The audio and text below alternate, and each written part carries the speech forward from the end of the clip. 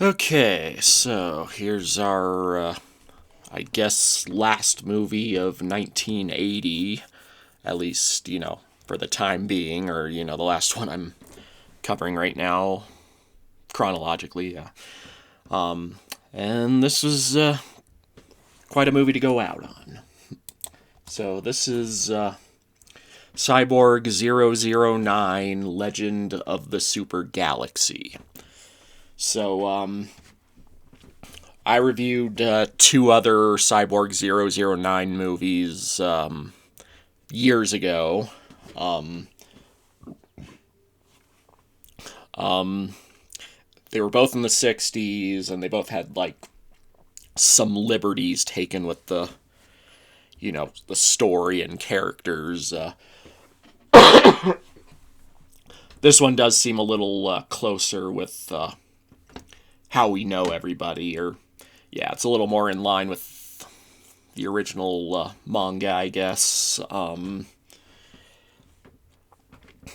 anyway, well, the plot is, we have an alien, or we have a group of aliens who land on Earth, but all of them have been killed except this kid who's, actually, I forget if the kid alien was a boy or a girl, but let's see. Basically, they're being they're under a dictatorship under this evil emperor or whatever. Let's see, what's his name again? Zoa. And yeah, pretty much the whole movie is about them going out to stop Zoa from using some, or from, like, entering this, the titular super galaxy and, unlocking these, like, god powers. So yeah, that's pretty much the gist of the story. Honestly, there's not a whole lot to it, or when you get right down to the general story, there's not a lot, or yeah, there's not a lot in terms of, like, the overall plot, but it does more than make up for it with, like, some excellent visuals. Like, this is some of the best animation I've seen so far, pretty much in this whole series.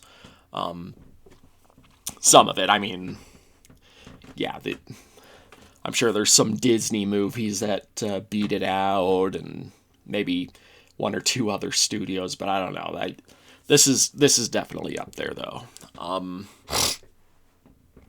Definitely one of the best. One of the best looking anime movies. Let's see. And you know, I don't know what much to say about it besides amazing animation, great visuals. Um, I mean, the characters are all there. They're more in line with how they were originally written in the manga. For instance, 007 is an adult now, and thank God, because yeah, I do remember his child self in the old movies was just grating, and he's still a goofy comic relief character, but at the very least, he's also kind of suave, and he has charisma and all that. So yeah, and he's at least somewhat competent. I mean, 006 is still pretty goofy, and you know, the role of biggest comic relief character has kind of been handed over to him now, since 007's a little more you know, since he's more competent in this version because he's an adult. Sorry, nothing against child characters. It's just that, sometimes they're just irritating. Anyway, sorry, my throat's a little, yeah. Let's see, anyone else? I mean, 008 is he looks a lot more dignified now. He doesn't look like a black stereotype now. Or, I mean, yeah, I guess he has gray skin. That looked a little weird, but aside from that, at least he looks like a halfway decent black character now. Let's see. And yeah, I guess everyone else is still pretty much the same in terms of characteristics. I mean, they definitely up the designs overall. I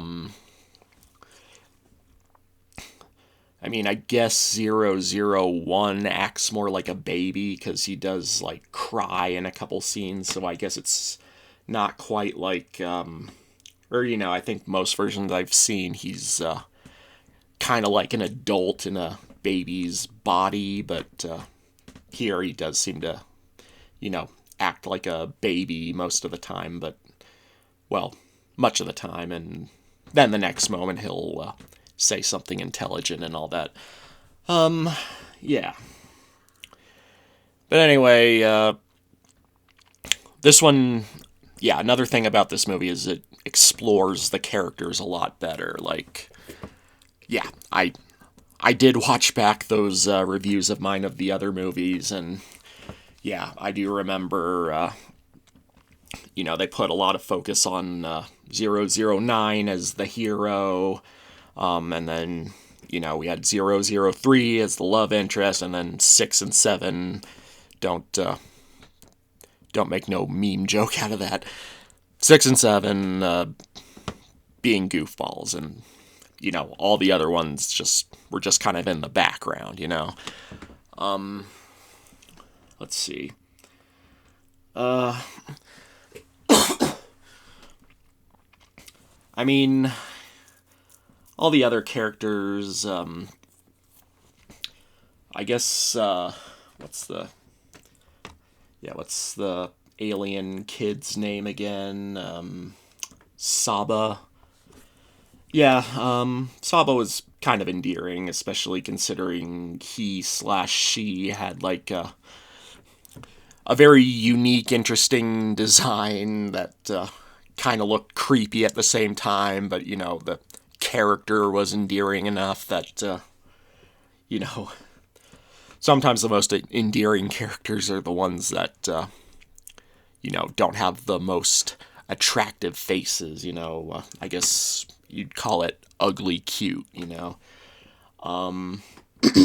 Let's see. I mean, the villains, I guess they do their job okay, but we don't get a whole lot of time to get to know Zoa very much. He's mostly a one-dimensional, power-mad dictator character. And then, yeah, there's not even a big climax with him. He kind of, well, without giving too much away, he kind of dies, what's the word again?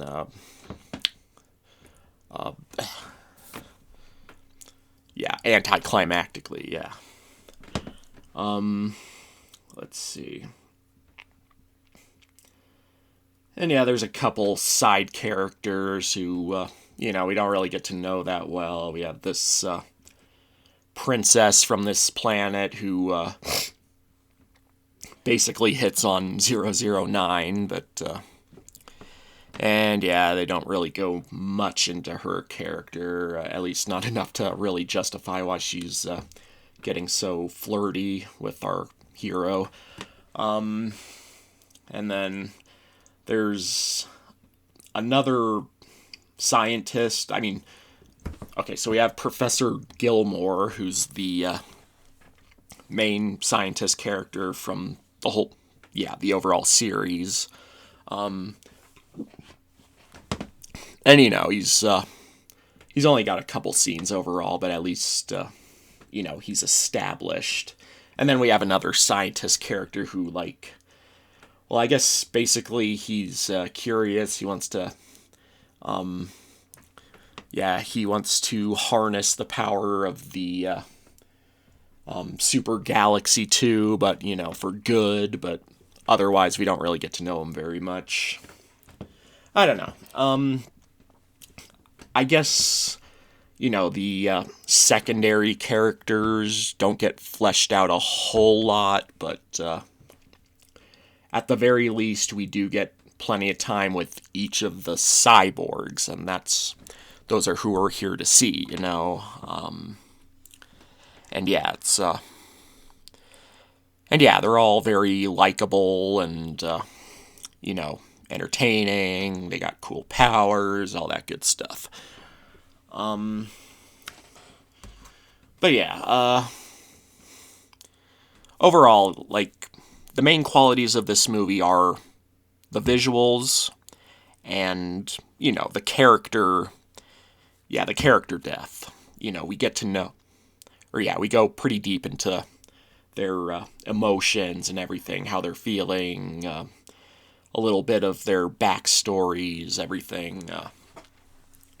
So yeah, this is definitely more in line with the anime that I expected since those earlier goofy 60s movies. And yeah, it's got very solid animation overall. I think the story's very well told. It's a bit slow in plotting at times, I guess. And, the story's not, like, super deep or anything. It's just, it's a pretty basic, damn it, I'm forgetting all my words today. Pretty basic conflict, but, otherwise, I think this movie did a very good job with, what it set out to do, and, And I can't really think of anything to say at the moment, but yeah, as usual, if there's anything else I need to add, I'll put it in the comments, and I'm gonna go ahead, give this movie an 8 out of 10, and I will definitely recommend this one. So, yeah, check it out if you have the time, and I guess I'll go ahead and leave it at that for now. Mash it and smash it, signing off.